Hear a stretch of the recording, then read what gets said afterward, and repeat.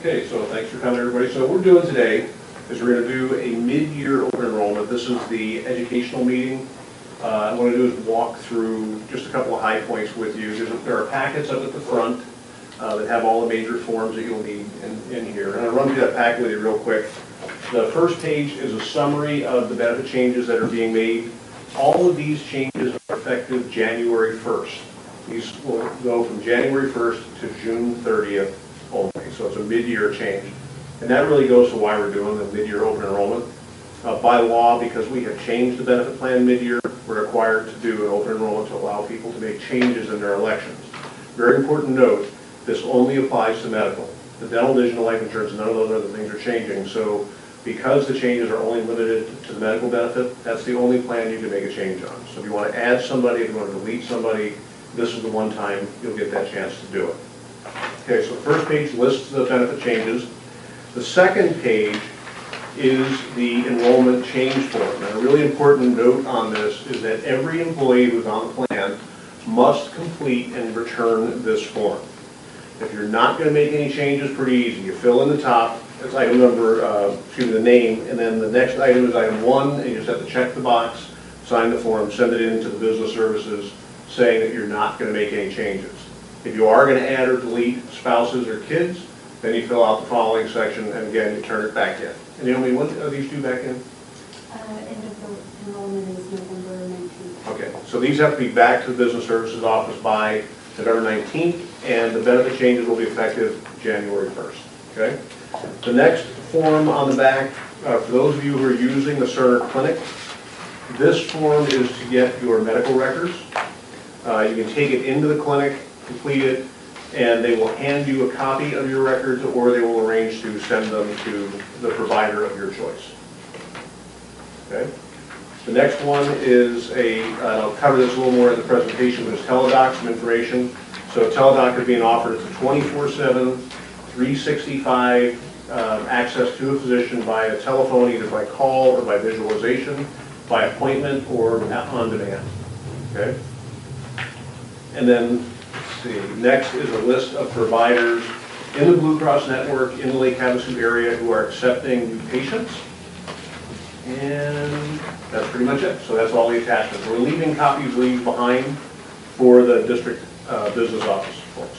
Okay? All right.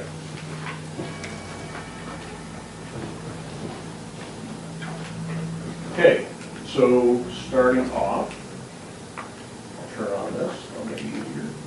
Okay, so again, we covered this already, but due to the changes in the medical and the prescription drug benefit effective January 1, employees and retirees can add or drop or change medical only. There are no changes to the dental, vision, life, or disability plan, and retirees can also change between the gold and the silver plans.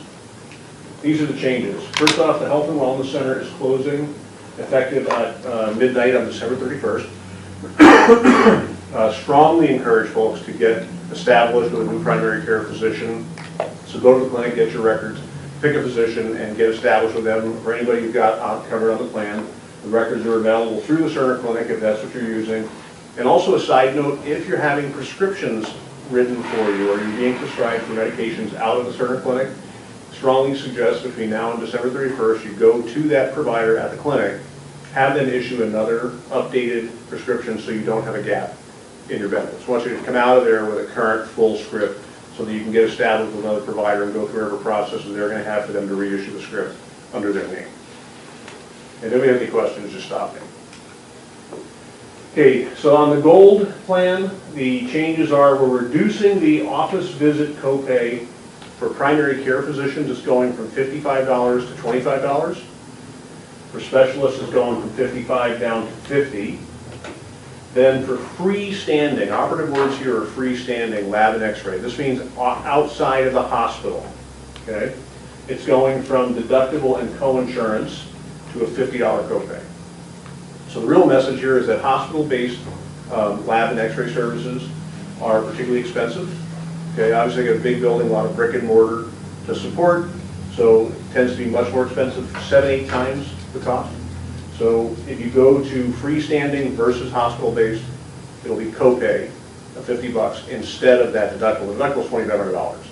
So So this is a massive savings. Okay, and obviously we want to redirect it to a less expensive provider of services.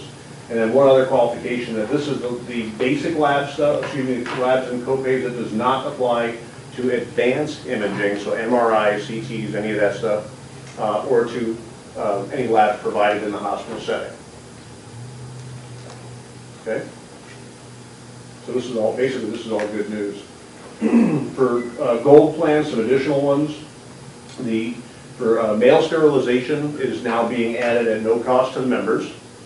Okay? And this is medical sterilizations. This is basically vasectomy. This does not count for anything over the counter. So this is strictly a medical procedure.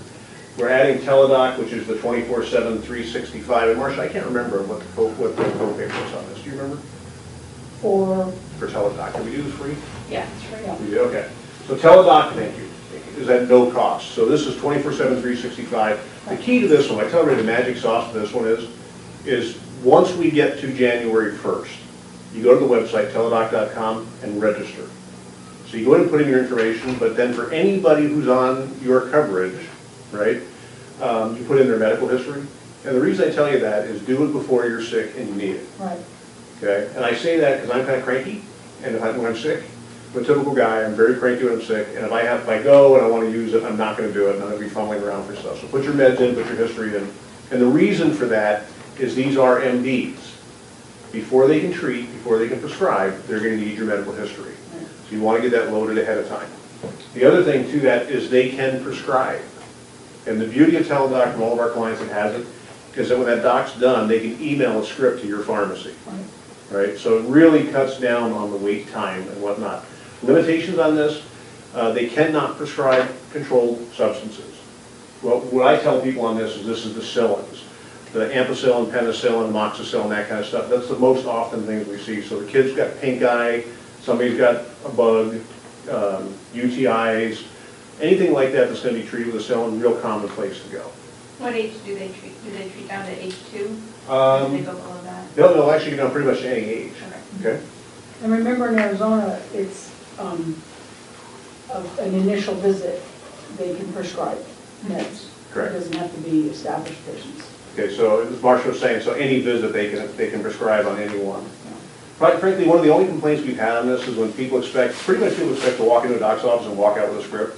They will not prescribe, in particular on the Cillins, because of issues of drug resistance. So if they don't believe that something can be treated, they will not give you a script to make you feel good. Okay. Okay, and then the copays on the scripts went down as well. So they went down for generics from 25 to 20. From tier 2, which is basically brands that do not have a generic alternative, they dropped from $105 to $70 per script.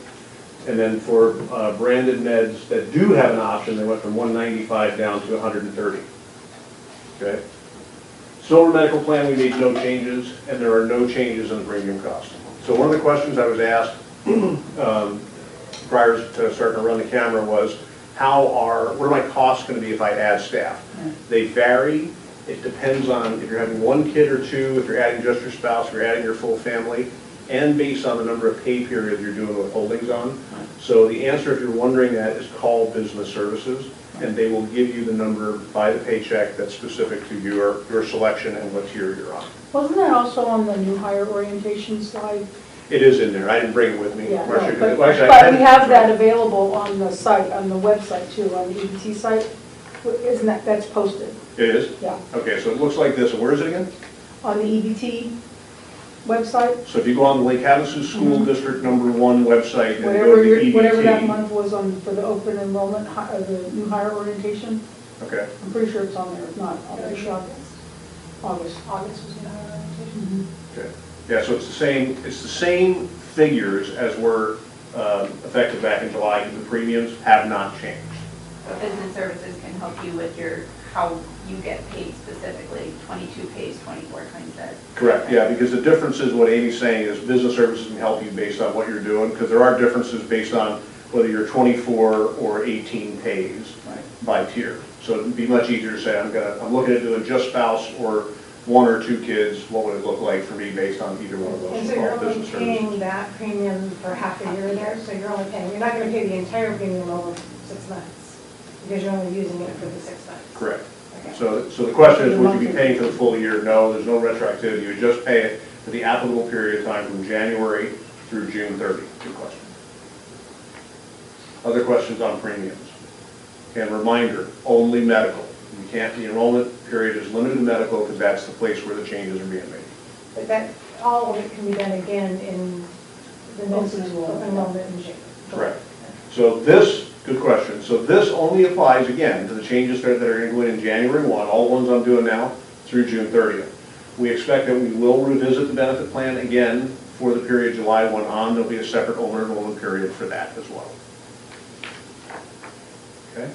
Something else too, if I remember correctly, on the teledoc, one of the advantages, in addition to everything else that's great about it, is that, if I remember correctly, teledoc would also allow a member of your family to be seen via teledoc that may not even necessarily be on your plan. That's correct. Which I thought was just an added extra goodie. Yeah, so what Marcia's pointing out is that even if your kids or your spouse are not on because you're enrolled on teledoc, you can actually have them treated as well. You will just pay that cost. No. Okay? And do we know what that cost would be? 45. I think it's $45 Yeah. per visit. But that versus a 2-hour wait in an urgent care is like, wonderful. The key to this one, I'll tell you, the reason people like this one is that 24/7, 365 by an MD. Now, other clients that are doing this around the state, most recent report, if you don't schedule it, so if you just call for an unscheduled visit, the most recent report we have for the period ending September 30th was 7-minute wait Yeah. from the time you dial in until you get the call back from the physician. And that's if you don't want to choose one, because you have the option of choosing one too. Correct. You can But the choose 7 one, minutes is and you can also schedule. So you Right. can go ahead and say, well, I'm going to be done with basketball practice at 6:30, so you can call them to eat in the morning and schedule for 6:30 and then do it from here. You can do this in the parking lot, you can do it from your, wherever you feel comfortable doing it. And again, the other part, to it, you visualize it on your phone, or you can just do it verbally over the phone too. So it's pretty cool. Okay, so again, going back to that packet, everyone's got to complete a form, even if you're not making changes, right? So you do your name, check the box that says, I'm not making any changes, send that back into business services, or you can add, drop by tier if you want to bring people on. And the form should basically go either to your designated site rep or via email or interdepartmental mail to the business services office, attention Mike Murray. We are ECA, and your local consultant here is Janie Schulenberg. Her phone number is on the screen, is 928-753-4700, extension 302. And then we've got a fax number which no one uses anymore, and then there's her email address. And this package has been available to the district, so they can send it out too. It is on the back. It's on the site. It's on the packet, okay, good. Questions? Very, got a blue uniform, you got a question, even though it's a dental uniform. I guess, well, I don't know, I wanted to know more about the plans. I don't even know what plan he signed up for last year, so I don't know. All staff are on the gold plan. It's retirees that have the options. All right, so then I would just want to know the differences between the silver plan and the gold plan as far as adding our children. Silver's only for retirees. Okay, so it's got to be gold. Got to be gold. I've Okay, got so one there's just a one copy. option. Yeah, I've got one copy of the SBC, which gives you deductibles and whatnot. I have one here that I'll give you. Okay, Give you the quick and overview. then I can get the rest of that on that website that you were saying though, right? Correct. Like I can look at it further? Okay. Do you have a breakdown of what is covered on the gold plan as far as like hospitalizations or like all of that type of surgeries, and because that's the type of stuff that I need to know? Give you that one. You can take it with you, come down with it. But then there's a full plan. You get a full summary plan description on the website. Yep. And you have the SPD logo on the website. Okay. And if not, you can email Jamie because she's on there. We'll get you one. We'll email you one. Sounds good. Other questions? Diana, Marcia, Amy, anybody want to say anything before I wrap it up? I did find out 2 days ago, because there was a question, and I think it actually came, I don't know that it necessarily came from one of our district people, but there was a post on some Facebook thing about a pediatrician leaving town, And I had contacted Julie to find out what we had coming in, because we have another ped coming in that we know about, but she also reminded me that the outpatient or the walk-in clinic that the hospital has, which is just a freestanding clinic, has 3 rotating pediatricians all the time. So we're not just left, the suggestion on the Facebook page was that we only have 1 pediatrician in town, and that's not the case. So we have 3 that rotate, so there's 1 pediatrician in that office at all times, and then we have, I can't remember how to say her last name, but there's a ped, she's a nurse practitioner / ped coming in January, and then we have, there's another ped here, so we do have that. So 3 today, a 4th coming in January. Okay. Anything? Okay, we're done. If anybody has any questions, feel free to hang back. Thank you all.